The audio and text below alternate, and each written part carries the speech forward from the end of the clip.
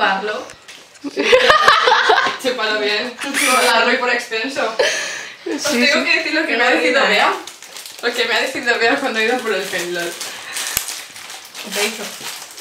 Pues voy y me dice, iba con Yasmín y saca una cajita con pen, o sea, con los pens.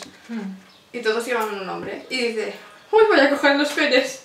Y yo pienso, no voy a reírme, Carla.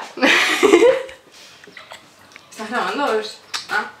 Y le digo, no voy a reírme porque no quiero que piense que soy una salida. Porque a lo mejor la mujer se ha equivocado. No, pero creo que otra vez lo dijo a posta. Y yo estaba así, es que, a ver, estaba yo así. Y yo, voy a hacer como que no lo he escuchado, apuntándome la risa. Y ella, sí, los penes. Y yo, y ella, los penes. Y yo, y ella, los penes. Y yo, para allá, Dios.